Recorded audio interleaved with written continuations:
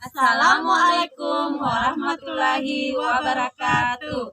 Kami calon guru penggerak dari Angkatan 9 akan melakukan demonstrasi kontekstual modul 2.3 coaching dalam supervisi akademik terdiri dari pengamat atau observer, coach, dan juga coachee.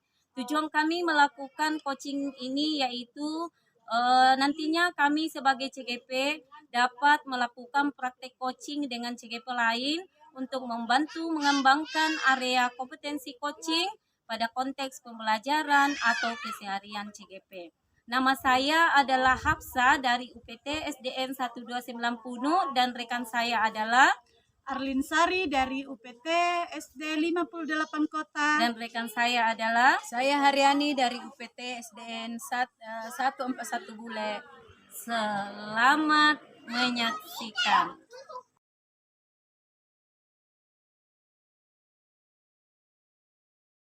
Assalamualaikum warahmatullahi wabarakatuh, Bu Arlin.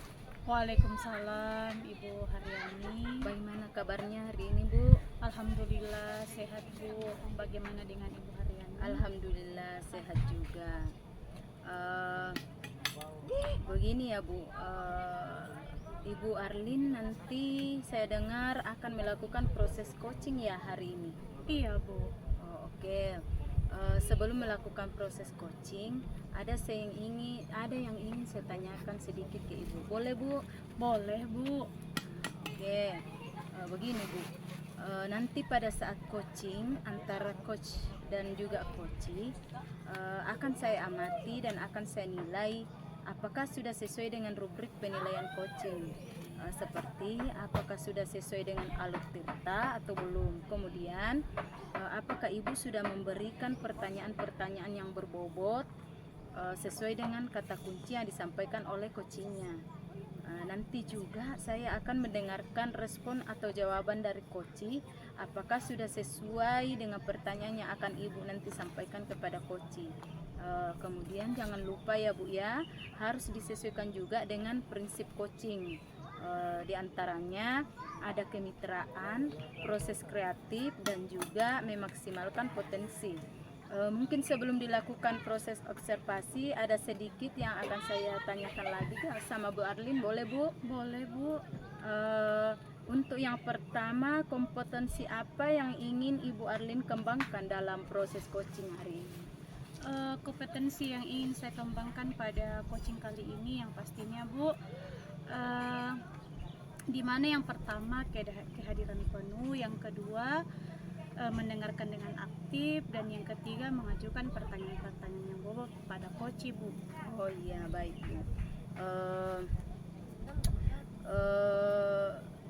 Di sini di antara ketiganya yang Ibu sebutkan tadi, kira-kira yang mana yang Ibu anggap paling spesifik di situ, Bu?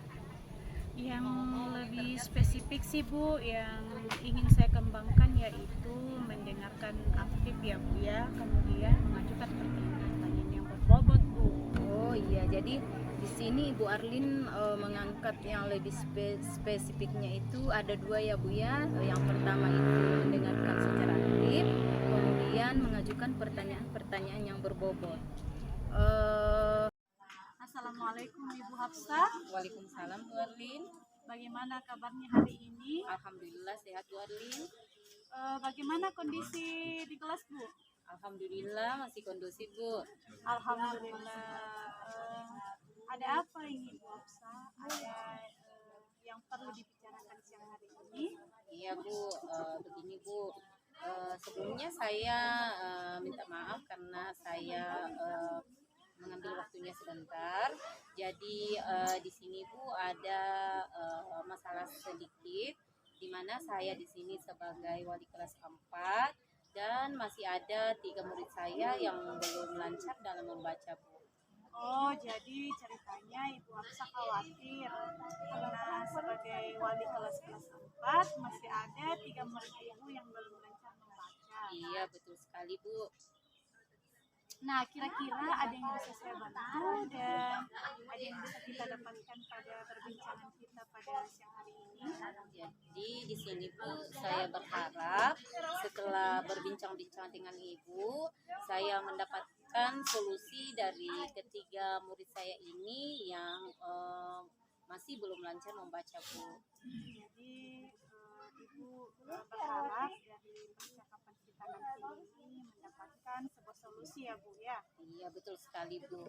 Baik, nah terkait dengan masalah yang Ibu tadi sampaikan bahwa masih ada 3 murid Ibu yang belum lancar membaca. Kira-kira menurut Ibu Hafsah, bagaimana anak tersebut dikatakan lancar membaca? Kalau menurut saya Bu,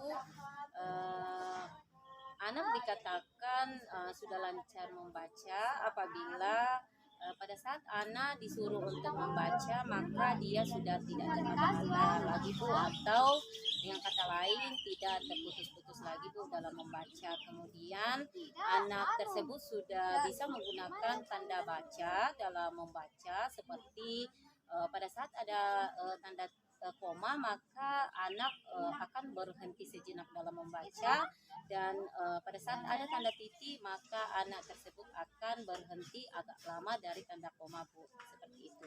Oh, jadi menurut Ibu Hafsah, anak-anak itu dikatakan lancar membaca ketika anak-anak sudah tahu apa tadi Bu? Tanda baca Bu, Tanda bacanya, dan sudah tidak terbata-bata dalam membaca. Nah, seperti itu ya Bu ya. Iya betul sekali Bu. Nah, kalau misalkan dikatakan seperti itu, Ibu tadi mengatakan bahwa ketiga murid Ibu belum lancar dalam membaca. Nah, kira-kira menurut Ibu Hafsah, kalau dibawa ke dalam angka, kira-kira ketiga murid Ibu tadi yang belum lancar membaca berada di posisi angka berapa ya Bu? 1 sampai 10. Iya, baik Bu. Kalau menurut saya, ketiga murid saya yang tadi yang belum lancar membaca itu masih ada angka 6 Bu. Kenapa saya katakan masih di angka 6 Bu? Karena ketiga murid saya itu masih terbaca-baca dalam membaca Bu. Kemudian ketiga murid saya itu belum bisa menggunakan tanda baca, seperti jika ada tanda titik, anak tersebut tetap akan melanjutkan membaca seperti itu Bu. Oh, jadi menurut Ibu Hafsah, ketiga murid Ibu masih berada di posisi angka 6 ya Bu ya? Iya betul sekali Bu. Nah, kira-kira menurut Ibu Hafsah, apa penyebab ketiga murid Ibu sehingga belum lancar dalam membaca? Baik Bu, kalau menurut saya penyebab sehingga ketiga murid saya itu tidak lancar membaca ada 3 Bu. Yang pertama bisa saja murid saya ini malas membaca baik di sekolah maupun di rumah. Kemudian yang kedua, ketiga murid saya itu dia malas mengulang pembelajaran di rumah, dan yang ketiga kurangnya kontrol dan perhatian dari orang tua. Kenapa? Dikarenakan di sini orang tua sudah capek pulang bekerja, karena mayoritas pekerjaan orang tua di daerah saya ini Bu adalah seorang petani, sehingga mereka kurang mengontrol anaknya dalam belajar di rumah, dan mereka menyerahkan sepenuhnya pendidikan dan pengajaran anaknya itu ke sekolah Bu, seperti itu. Oh, jadi begitu ya Bu ya. Iya Bu. Kira-kira menurut Ibu Hafsah, apa yang mesti kita lakukan supaya ketiga murid tersebut bisa lancar dalam membaca? Nah, jadi di sini mungkin saya akan berkolaborasi dengan orang tua ketika murid saya ini Bu, sehingga mereka dapat mengontrol anaknya di rumah, dan saya akan memberikan kartu kontrol kepada ketiga murid saya ini Bu untuk ditandatangani oleh kedua orang tuanya. Oh, jadi menurut Ibu Hafsah yang akan Ibu Hafsah lakukan, yang pertama Ibu akan berkolaborasi dengan orang tuanya, kemudian memberikan kartu kontrol seperti itu ya Bu ya. Betul sekali Bu. Ya, oke. Kira-kira adakah cara lain selain cara yang Ibu sampaikan tadi? Mungkin di sini yang akan saya lakukan Bu, saya akan memberikan bimbingan khusus kepada ketiga murid saya ini Bu, dengan cara sepulang sekolah saya akan mengambil waktunya sebentar sekitar 20 menit untuk tinggal membaca dan saya akan meminta izin kepada kedua orang tua murid saya tersebut sebelumnya Bu, seperti itu. Oh iya ya. Nah saya rasa itu adalah upaya yang sangat luar biasa ya Barsa.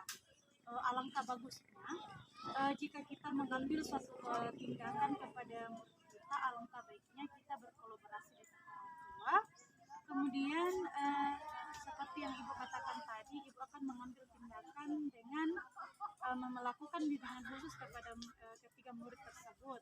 Nah, setelah melakukan upaya-upaya yang tadi Ibu katakan, kira-kira ukuran keberhasilan yang nantinya setelah melakukan upaya tersebut seperti apa, Bu? Mungkin seperti yang saya harapkan tadi Bu. Jadi yang awalnya ketiga murid saya ini belum. Assalamualaikum warahmatullahi wabarakatuh. Waalaikumsalam Bu.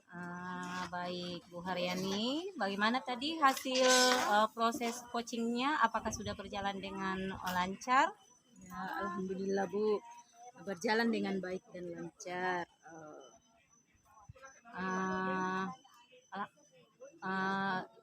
Alhamdulillah. Nah, setelah melakukan observasi bersama Koci, tadi ada sedikit pertanyaan saya yang akan saya tanyakan kepada Ibu. Boleh Bu? Boleh Bu, boleh. Pertanyaan yang pertama, kira-kira apa saja yang sudah Ibu dapatkan pada saat coaching dengan Koci tadi Bu?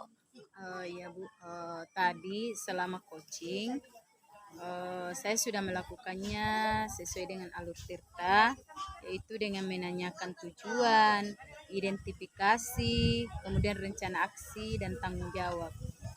Kemudian saya juga menggali potensi dari koci tersebut untuk menemukan solusi dari permasalahannya Bu. Tadi selama Baik, jadi boarding sudah berhasil.